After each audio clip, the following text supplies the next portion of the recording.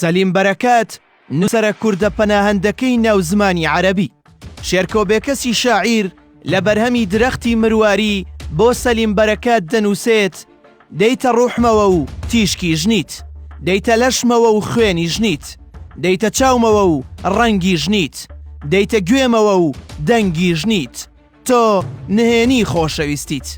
مەحموود دەروێشی شاعیری گەورەی فەڵەستین لە وەسفی بەرەکاتدا لە میهرەجانێکی ئەدەبی لە دیمەشق لە ناو دنیایەک لە ئەدیبی عەرەبیدا دەڵێت: شیعرێک پێشکەش دەکەم بە براو هاوڕێم ئەدیب و ڕۆمانووسی گەورە سەلیم بەرەکات، ئەو کەسەی لە 20 ساڵی ڕابردوودا باشترینەی ئەو کەسانە بووە کە بە عەرەبی دەنووسن و لە عەرەبەکانیش باشتر دەینووسی. مەحموود دەروێش لە هۆنراوەیەکدا سەلیم بەرەکات دەکاتە مەدخەلێک بە وتنی شێعرێکی تایبەت لەسەر کورد بە ناوی کورد هیچی نییە بەدەر لەبە. يتذكر الكردي حين أزوره غده فيبعده بمكنسة الغبار إليك عني. يتذكر الكردي حين أزوره غده فيبعده بمكنسة الغبار إليك عني. فالجبال هي الجبال، ويشرب الفودكا لكي يبقي الخيال على الحياد. أنا المسافر في مجازي، والكراكي الشقية إخوتي الحمقى، وينفض عن هويته الظلال.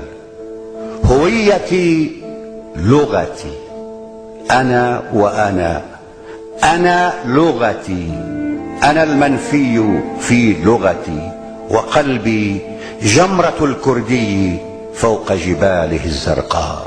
سەلیم بەرەکات لە 1 ئەیلولی ساڵی 1951 لە شارۆچکەی ئامودای سەر بە حەسەکەی نزیک لە قامیشلۆ لە ڕۆژئاوای نیشتیمان لەدایک بووە. قۆناغەکانی منداڵی لە قامیشلۆ بەڕێ کرد و پاشان بۆ خوێندن لە ئەدەبی عەرەبی ڕوو دەکاتە دیمەشقی پایتەخت. سەلیم بەرەکات زۆر لێزانانە بە زمانی عەرەبی قوڵبوونەوە لە ئەدەبیات نەخشەی ئەو ئازارە نەتەوەیە دەکێشێت کە بوونی هەیە، بۆیە لە نەخشە شیعرێکیدا وەها داغڤێ: من زمانمم، من دەربەردەرکراوم لە زمانم. ئەم دەربڕینەی بەرەکات و ئەو گفتوگۆیی لە نێوان کارکتەرەکانی کتێبی ڕاحیل خاتونە جووەکەچی بەسەرهات باز لەوە دەکات کە زمانی کوردی تا ئەو شوێنە بڕی کرد لەگەڵی کە لە خێزانەکەی دابوو لە قۆناغی منداڵی. لەو کاتەوە کوردی بە تەواوەتی حرام بوو. هەر ئەمە هۆکارێک بوو بەرەکات بە عەرەبی بنووسێ و بدوێت. بەڵام سەرباری گەورەی زمانی کوردی بەرەکات تەنها زمان وەک بنچینەیەک دادەنێ بۆ بابەتی نەتەوایەتی، چونکە زۆر کورد زمان هەبوون بە بەرگی کوردیشەوە خیانەتیان لە کورد کرد. ئەو بە زمانی عەرەبی و تێگەیشتن لە کولتوری نەتەوەکان کوردی هێنایە ناو ئەدەبیاتی عەرەب و لە ناویدا فۆکسی دەخستە سەر ئەو برین و ئازارانەی کە کورد هەیەتی.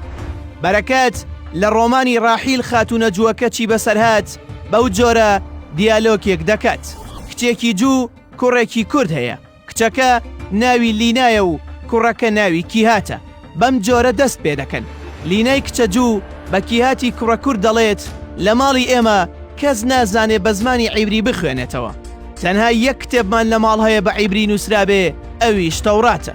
کیهاتی کوڕە کورد دەڵێ: ئێمە شەروە، لە ماڵی ئێمە کەس نازانێ بە کوردی بخوێنێتەوە، لە قوتابخانەش زمانەکەمان قەدەغەیە، هیچی نووسراومان نییە بە کوردی، خواردن بە کوردیش نییە. لینا بە کیهات دەڵێ: ئەی بەچی نان دەخۆن؟ کیهات دەڵێ: بە ددانی زمانی عەرەبی. سەلیم بەرەکات وەک چۆن لەگەڵ ئازارەکانی کورد و هەندێک نەتەوەی تری چەساوە بووە، بەڵام لە پەیوەست بە کوردی ناسۆرێکی تری هەیە و دەڵێت: هیچ کاتێک ناتوانی لە کوردێک بەریتەوە ئەگەر کوردێکی تر ئەو کاریت نەکات. ئەمە وێنەیەکە کە بەرەکات دەیەوێت نیشانی کوردی بدات کە خیانەت باوە کوشتەی ئەم گەل و نەتەوەیەیە. بەرەکات ساڵی 1970 ڕوو دەکاتە دیمەشق و ماوەی ساڵێک دەمێنێتەوە. ساڵی 1982 ڕوو دەکاتە لوبنان، دواتر ڕوو دەکاتە قوبرس. ساڵی 2000 ڕوو دەکاتە وڵاتی سوید. لەلایەن ئەنجومەنی قەڵەمی سویدەوە خەڵاتی تۆخۆلسکی پێدەبەخشرێت. بەشێک لە بەرهەمەکانی بەرەکات ئەشکەوتەکانی هایدرا هۆداهۆس کەنیزەکەکانی شەنگال، پەڕ، دڵشات، ئەمانە و چەندان کتێبی تر کە هەر یەکێکیان وەک خەزێنەیەکە تا دوێتی بەرگەکانی نەکەیتەوە درکی ناکەیت.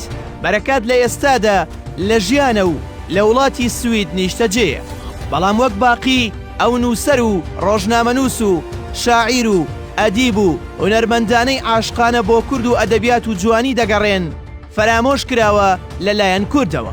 وەک هەمان ئەو دێڕەی کە هێمنی موکریانی دەیوێت هونەرمەند و ژیانی خۆش مەحاڵە.